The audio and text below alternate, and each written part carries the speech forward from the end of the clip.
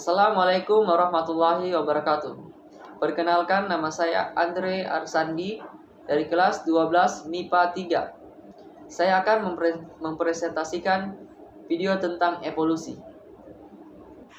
Evolusi adalah cabang biologi yang di dalamnya mempelajari asal-usul dan sejarah makhluk hidup serta hubungan genetik antar makhluk hidup satu dan yang lain. Evolusi diartikan sebagai perubahan dialami secara perlahan dalam jangka waktu yang lama.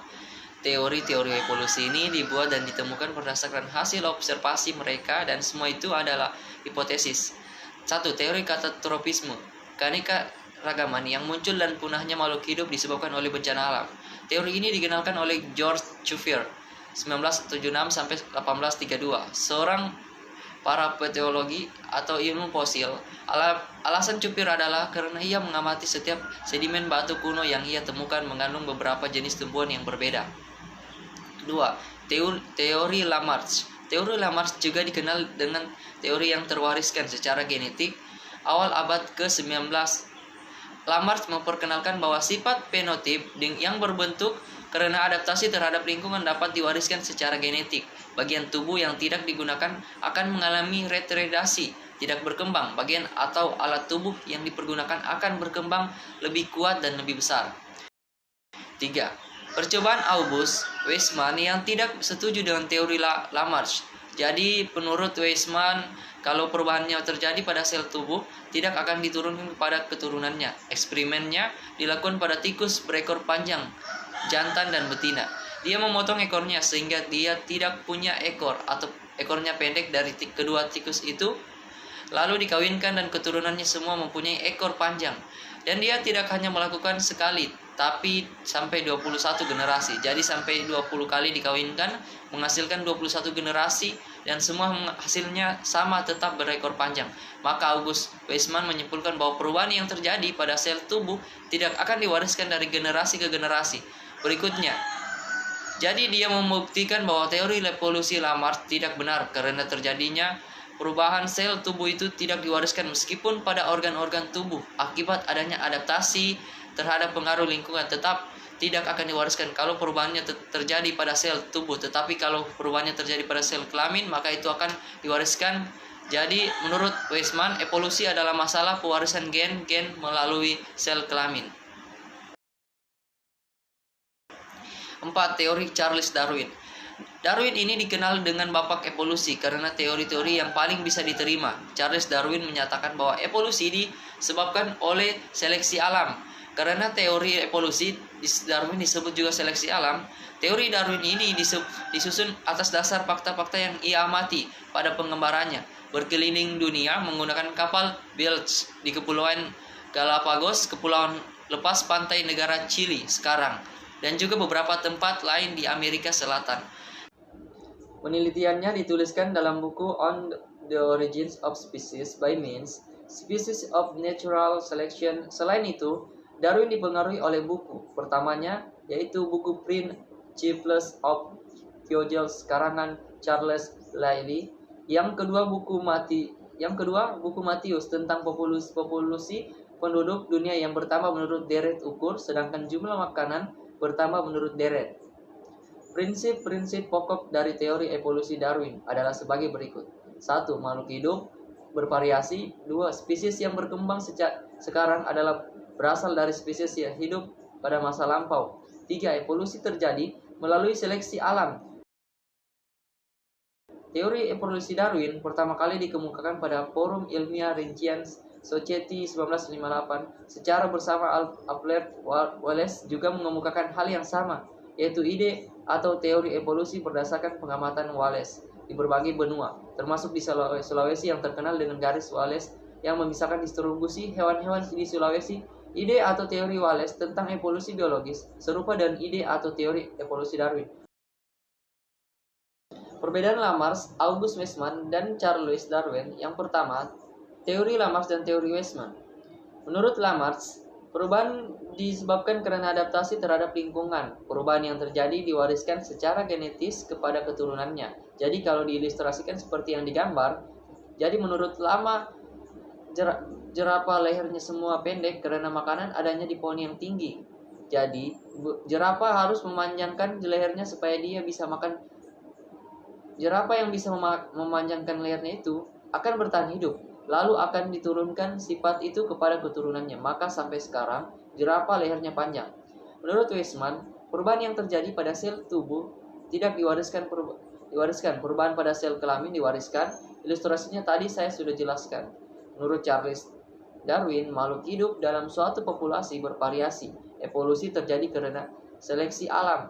Ilustrasinya pakai jerapah. Bedanya ilustrasi lamar semua jerapah pendek. Tapi kalau kata Darwin, jerapah itu bervariasi. Ada yang pendek dan ada yang panjang. Lalu karena pohonnya bertambah tinggi, jadi bertambah hidup jerapah-jerapah yang bisa ambil makanannya. Jadi itu yang bertahan hidup yang tinggi saja diseleksi oleh alam. Bukti-bukti evolusi. 1. Fosil. Selama bertahun-tahun, para paleontologi telah menemukan fosil-fosil makhluk hidup yang telah punah. Contoh hewan dari generasi ke generasi terlengkap yang pernah ditemukan adalah fosil kuda, seperti yang kita lihat pada gambar. Urutan fosil kedua yang tertentu sampai yang masih muda, perbedaannya bisa kita lihat dari jari-jari kaki, lalu perubahannya, tapi juga ukuran tubuh, ukuran kepala, lalu jarak mata dan mulut. Itu semakin jauh, kemudian gigi, gerahamnya bertambah banyak dan bertambah besar. Jumlah jari yang terakhir panjang kakinya itulah perubahan masa lalu ke masa sekarang. 2. Homologi organ. Persamaan struktur organ-organ hewan berbeda spesies menunjukkan bahwa hewan-hewan memiliki asal-usul nenek moyang yang sama. Struktur tubuh dengan fungsi berbeda tetapi asal-usul bentuk yang sama disebut homolog atau evolusi divergen. Struktur tubuh dengan fungsi yang sama tetapi memiliki asal-usul yang berbeda disebut analog, evolusi konvergen. Contoh homolog pada gambar sayap burung, kaki depan burung atau kalong, kelelawar, kaki depan bangsa kadal, kaki depan katak, ikan paus, dan lain-lain. Kalau struktur organ pada posisi yang sama, kalau hewan yang kakinya 4, berarti kaki depan dengan tangan sesama vertebrata, itu biasanya homologi. Tetapi pada organ-organ yang satu lokasi, misalnya sayap dan tangan manusia, atau tangan manusia dan kaki depan kucing dan lain-lainnya. Analog contohnya adalah kupu-kupu atau sayap-sayap serangga lainnya dengan sayap burung, fungsinya sama, tetapi asal-usul struktur yang berbeda. Kita lihat di gambar. Serangga dan kupu-kupu itu adalah vertebrata, sedangkan burung dan kelelawar itu adalah vertebrata. Jadi walaupun fungsinya sama pintu gerbang, tapi asal strukturnya berbeda. 3. Embriologi. Petunjuk evolusi juga dapat terlihat dari perkembangan beberapa organisme pada masa embrio. Organisme yang kerabatannya dengan biasanya sesulit yang dibedakan pada embrionya. 4. Biokimia, fisiologi, dan genetika. Kode genetika yang sama menunjukkan bahwa semua makhluk hidup berasal dari organisme yang memiliki kode genetika yang sama. Proses fisiologi yang terjadi pada sel, semua organisme memiliki kesamaan seperti respirasi sel, sintesis protein, dan sintesis DNA. Organisme yang memiliki kekerabatannya yang dekat dengan biasa memiliki banyak kesamaan dalam susunan asam amino. 5. Seleksi alam yang teramati. Pada awal 1850, di Inggris lebih banyak ngengat atau Boston bertulari bersayap putih. Setelah revolusi industri, yaitu di tahun 90-an, lebih banyak bersayap hitam. Kita lihat di gambar yang pertama, itu pohonnya masih berwarna terang, sehingga ngengat yang bersayap hitam itu lebih terlihat jadi mudah sekali terlihat oleh predator, sehingga ngengat bersayap hitam lebih sedikit dibandingkan ngengat yang bersayap terang, karena lebih mudah ditangkap predator. Sebaliknya, gambar yang di sebelah, setelah revolusi industri, banyak jelaga asap pabrik itu menyebabkan pohon-pohon berwarna gelap, sehingga sengat yang berwarna putih itu lebih terlihat dibandingkan sayap gelap. Jadi supaya putih lebih yang ditangkap lebih tangkap lebih predator dan bertahan hidup adalah ngengat yang bersayap gelap. Itu adalah bukti seleksi alam yang bisa kita amati terlihat sekali pada masa revolusi di Inggris. 6. Variasi dan biografi. Individu-individu sejenis yang berada di tempat yang berbeda dengan daerah yang asalnya dalam perkembangan memiliki perbedaan, dan variasi tersebut dipengaruhi oleh kondisi lingkungan. Perbedaan tersebut akan bersifat menetap dan dalam jangka waktu yang lama akan semakin berbeda dengan nenek moyang asalnya. 7. Organ vestigal atau organ sisa. Organ kecil atau organ tidak lengkap yang tidak memiliki fungsi tertentu. Beberapa organ vestigal pada manusia adalah selaput mata panda, sebelah dalam tulang ekor, gigi taring, umbai cacing atau appendix, otot penggerak telinga, dan rambut pada dada. Mekanisme evolusi. 1. Mutasi merupakan perubahan susunan DNA sel genom yang diakibatkan oleh mutagen dan dapat menyebabkan perubahan sifat menurun pada generasi penerusnya. 2. Seleksi alam. Seleksi alam merupakan proses di mana mutasi genetik yang meningkatkan keberlangsungannya dan reproduksi suatu organisme menjadi lebih umum dan tetap dari generasi ke generasi pada suatu populasi. Kondisi tersebut menyebabkan kompetisi antara organisme untuk bereproduksi dan bertahan hidup. 3. Migrasi. Migrasi adalah perpindahan spesies dari suatu tempat ke tempat lainnya. Migrasi akan membuat spesies beradaptasi dengan lingkungan baru. Hal ini menyebabkan kemunculan generasi-generasi spesies yang berbeda dengan nenek moyang asal usul spesies tersebut. 4. Rekombinasi gens. Rekombinasi gens terjadi karena adanya perkawinan silang, munculnya 5. Genetic drift. Genetic drift merupakan perubahan dalam presekunder aler, suatu kumpulan gen yang terjadi secara acak dari populasi yang terisolasi. Populasi yang terisolasi yaitu populasi yang tertutup. Ada 4 macam populasi seperti di gambar. Ada allopatri, pripatri, dan parapatrik, dan simpatik. Kita bisa lihat skemanya. Populasi asalnya satu, tapi kemudian kalau terjadinya isolasi allopatrik, berarti ada barir yang menyebabkan populasi tersebut terbelah menjadi 2. Lalu kalau isolasi peripatrik, itu terjadi perpindahan dari dalam menuju keluar. Jadi ada anggota populasi tersebut yang keluar dari populasi tersebut, membentuk habitat baru. Parapatrik itu kebalikannya dari habitat luar, masuk ke dalam populasi tersebut.